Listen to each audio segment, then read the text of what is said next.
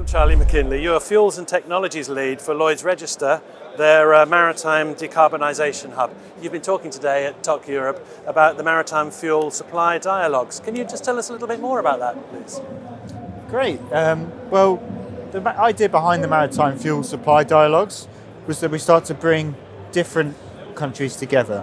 So we particularly targeted their energy ministers or their transport ministers, whoever's in charge of their hydrogen strategy, to start to bring these people together, particularly from the Africa and Asia Pacific region, to engage in a dialogue, to start to talk about how we can incentivize the investment in both the production and the respective infrastructure for e-fuels. So that's e-hydrogen, e-ammonia, e-methanol.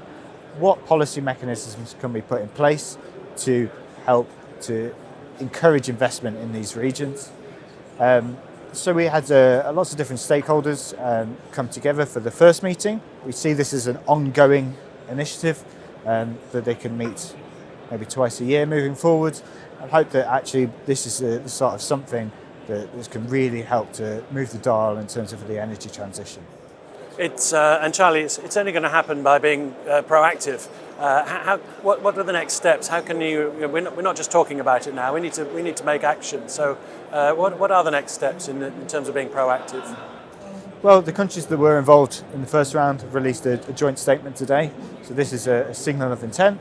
And hopefully, we can then bring more and more stakeholders on board. So not just the countries, but also fuel suppliers as well. Really start to engage in these dialogues and understand actually what the fuel suppliers need to make these next steps, because there's a lot of e-fuel projects that have feasibility study stage, but actually there's a sticking point between there and actually moving towards the final investment decision stage.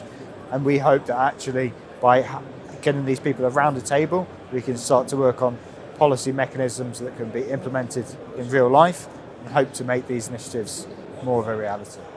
In terms of getting driving carbon out of the supply chain, I fully understand it's only going to work with that collaboration. What are some of the more technical or physical challenges that you expect to come up against when it comes to driving carbon out of the supply chain?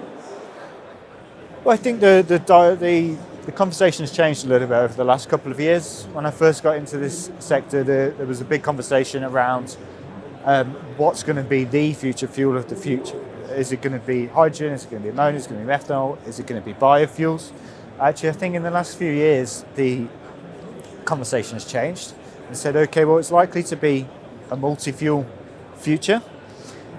And the result of that is, okay, well, then we might as well get on with these projects and start making them happen. And whatever fuels we do produce are likely to play a role in the future, particularly if they're scalable solutions such as e-fuels.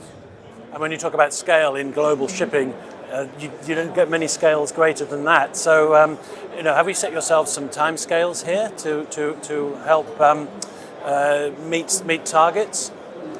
Well, yeah, absolutely. I mean, the IMO set out quite a few different targets, particularly around the 2050 dates.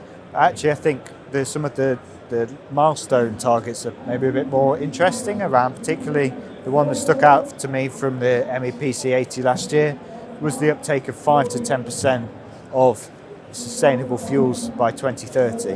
And if we're going to achieve that, we need to make the decisions to achieve that today, within the next few months to a year, really, to make that reality. And how achievable do you personally believe that to be?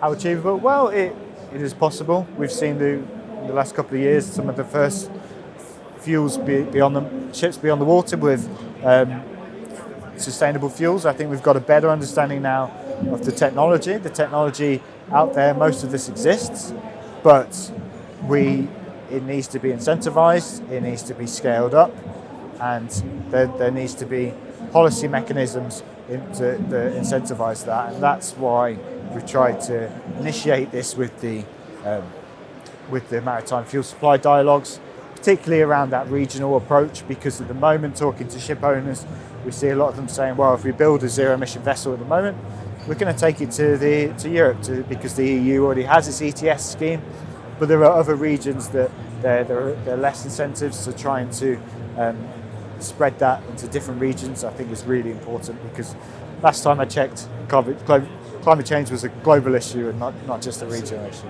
And finally, Charlie, we're here at TOC Europe. Are there people here you're going to be having conversations with about these topics?